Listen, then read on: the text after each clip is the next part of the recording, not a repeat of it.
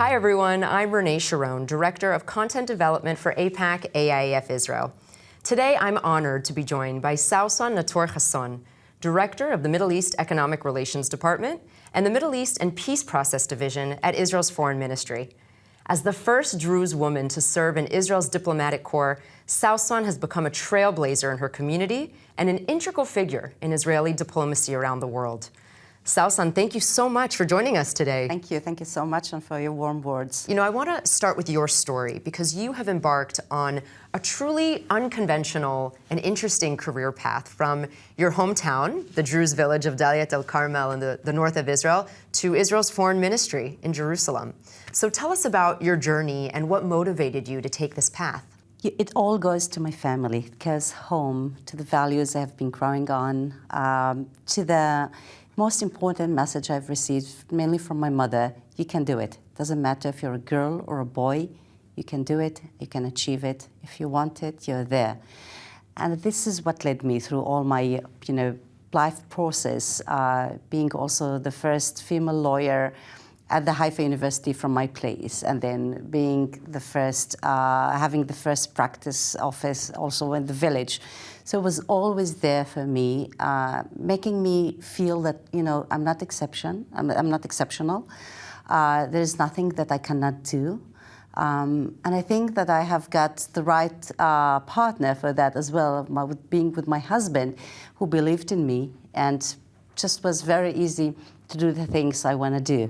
So, Sawsan, you mentioned your family, and you also mentioned your community, the village of Daliat el-Carmel, which I've been to, and I love that place. Excellent food. It's fantastic to visit there. Tell us a little bit more about your community and the role that they played in your story. Sure. So the Druze community in Israel is about 2% of the whole Israeli population. 2%? Yeah. Very well integrated in the Israeli society. You can find female judges, female security officers these days, more female diplomats, which makes me very happy. And what we do believe in is, which is not that known actually, is a very interesting belief. It's a monotheistic belief. We believe that it's the first one, even before Judaism. It has a lot of elements from very different cultures, and mainly ancient cultures, Greek, Egyptian, Chinese, Buddhism. So being, a person is coming from this community, you're exposed from a very, very early age to a variety of cultures and of knowledge. What is very important and beautiful in the religion is that it's very equal one. Men and women are the same. So I think this is the most important element I have been growing on. My family, I don't have brothers, and maybe this is what makes it easier in a patriarchal community, which became later in the Middle East very affiliated with. Being able to do things no matter which gender you're coming from. And my parents made a very important decision at an early age for us. My mother was saying, I'm not rich to give you houses, but I'm rich to give you education. And I want you all to have at least a first degree from the university before you get married and you establish your own families. And she did that. So me and my other 3 sisters, I have a sister who has a PhD, and now she's doing her postdoctorate. And my other sisters also graduated from university. This was the path that we took. And this is, I believe, that gives me the power and the opportunity to express who I am and to help my state better being explained outside of our borders. Yeah, I feel from you this really strong sense of a commitment to service to your country and to your community, and it's just fantastic. And True. We're really lucky to have someone like you in the service. Thank you so much. I want to ask you something that I've always found very interesting about the Druze community: the fact that the community is, like you mentioned, such a small minority in Israel, 2% of the population, but is very overrepresented in places like the IDF and the military and in politics and leadership positions.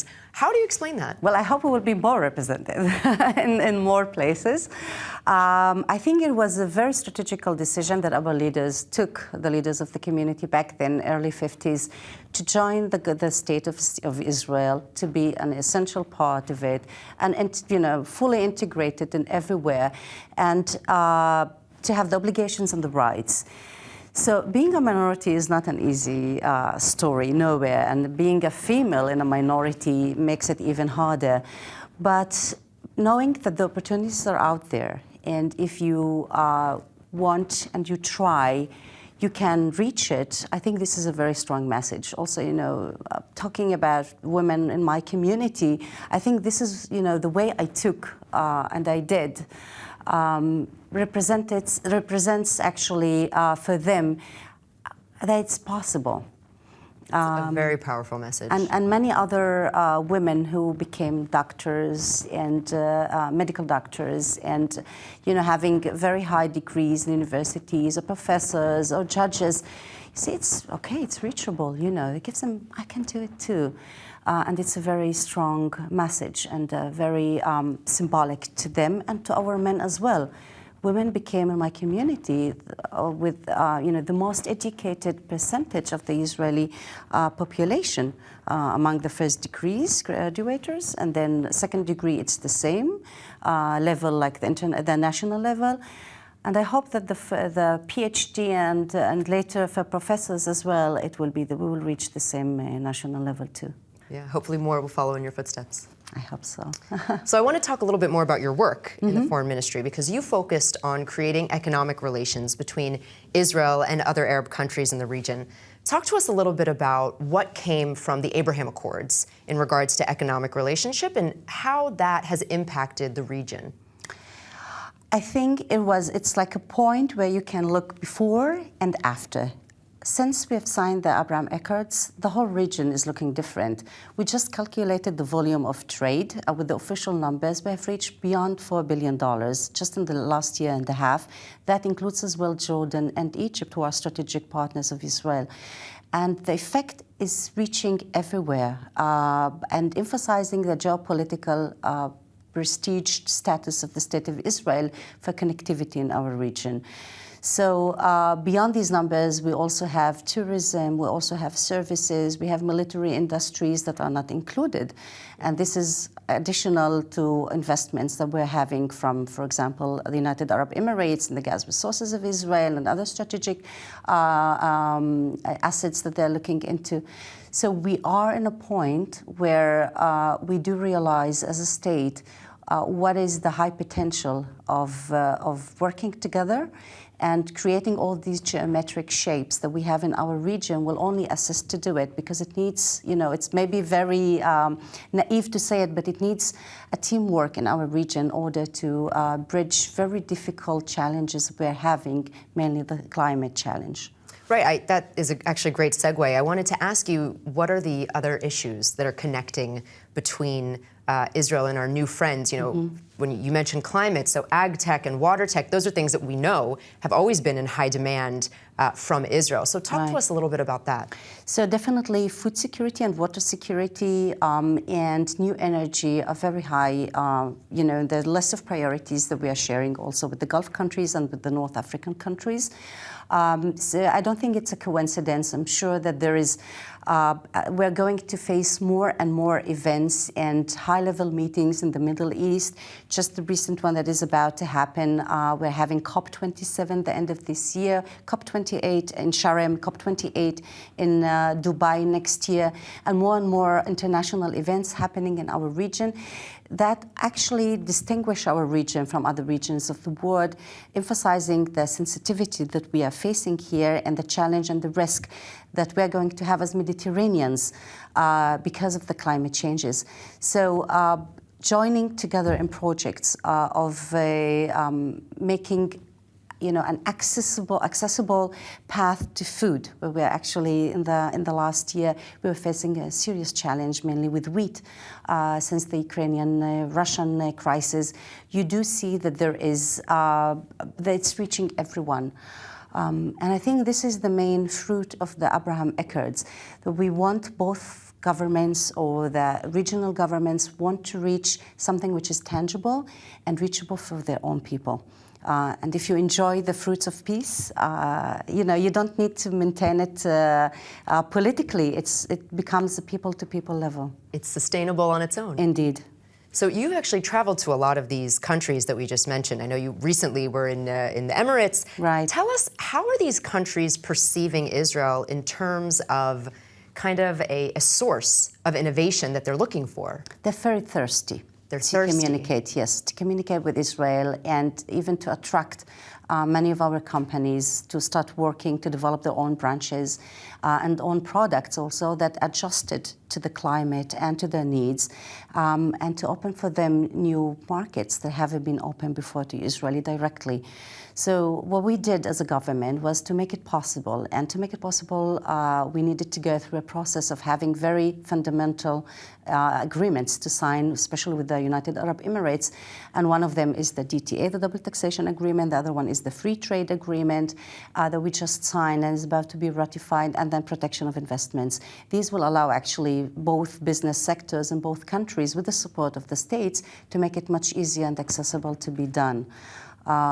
We have another achievement that was done really. What we're doing is amazing because, I look into a lot of processes that my colleagues have been through the last years, and it takes a lot of time, negotiations and signing agreements and ratification. And in the last year and a half, we have done things that were, done in very few weeks, a few days, or few months, because of the strong will from both governments to do it. We are about to establish a fund of R&D to support mainly the SMEs, the small and medium-sized businesses and entrepreneurs, in order to communicate together, to get the support from both states with the United Arab Emirates, and to start developing things that are for need for the people, not only of the both countries, but for the region as well. Right, that's something that I think has come across in a very strong way, that this is a true peace where people are engaging with each other, not just governments, not just politicians, and it's very clear, and it's normal. Yeah, which is what's so wonderful about it. Exactly. It's a different culture, it's a different language, a different heat, but still, it's so nice to see that. And they want to know more about Israel, what they have. The perspective they've got also from the news before is different than what they are seeing now these days. We should remember that the Minister of Foreign Affairs have been to the Gulf countries for more than 2 decades, assisting many companies to establish businesses with locals. The point is that now it's direct and it's done under the sun. So the number of Israeli tourists who visited the United Arab Emirates in the last year and a half is tremendous. Hundreds of thousands. Yeah, exactly, beyond 450,000. And more than that, we're having direct flights to all the Arab countries and the official lines. So this is a huge sign of what's happening, bringing the connectivity again to the discussion. This is what we are enjoying these days. The point is that we need to maintain it very well and to know how to communicate and to assist each others. Yeah, my biggest problem now as an Israeli when I think about this is where I'm going to take my next vacation. Morocco, Bahrain, the Emirates, where should I? I hope it will be your biggest problem, and even you will have more choices very soon, I hope too. Yeah. Hopefully. Yeah. So I want to talk a little bit about the next step in your story, which is your post in the United States. You're going to be joining the Israeli embassy in Washington very shortly. Talk to us a little bit about the work that you're going to be doing there, and share with us your perspective on the importance of a strong U.S.-Israel relationship. Well, I'm really privileged, this is what I feel and what I think, to be chosen to be at our embassy in Washington. This is actually considered to be our front MFA embassy, our most important embassy, and I'm very glad and proud to be there.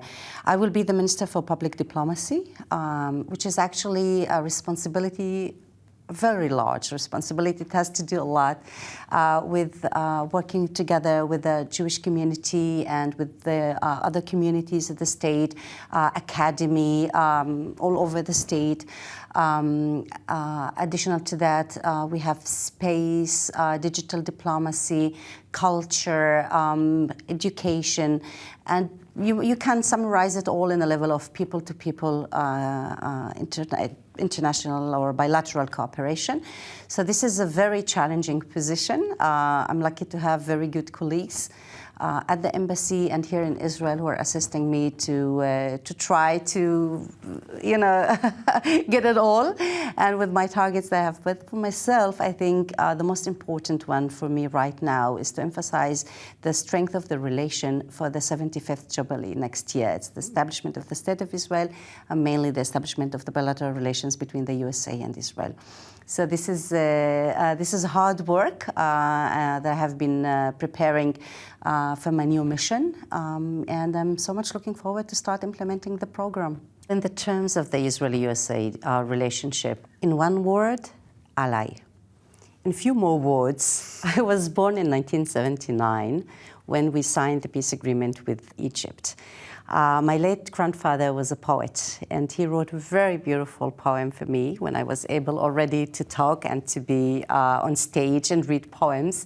I was maybe 5 years old, and I remember still parts of that poem mentioning and going through the process we have been through and emphasizing the role of the United States for establishing this new strategic relationship between Israel and Egypt. And I think it has been there even in my personal life as the other Israelis in the State of Israel, of knowing that we are having a real friend, a friend that can assist us in times of need and a friend that can assist us in times of peace. And this is what United States symbolizes to me and to us. Yeah. All Israelis are really grateful for that.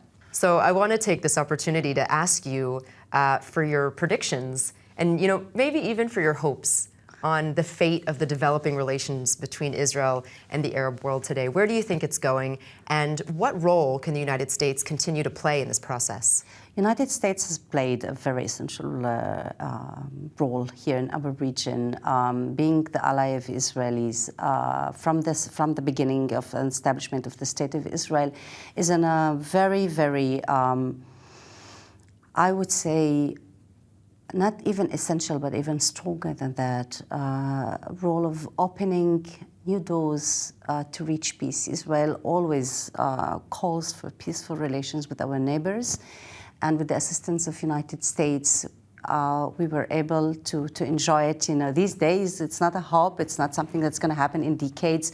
We're these days taking flights and going to Rabat, going to Manama, to Abu Dhabi, to Dubai, Cairo, Sharm, and Amman. And this is not something that should be taken as guaranteed. This is something that we do appreciate a lot. We do hope that there will be more countries joining this circle. We're looking for that, and I believe that this is going to be a mutual benefit for all of us. That's something that we can all hope for and all get behind. So I want to thank you so much for taking the time to be with us, and I want to again congratulate you on your new post. We're going to miss you here in Israel, but thank you so much. We're very proud that you'll be representing us in Washington. You. So thank you very much, and best of luck. It's my honor.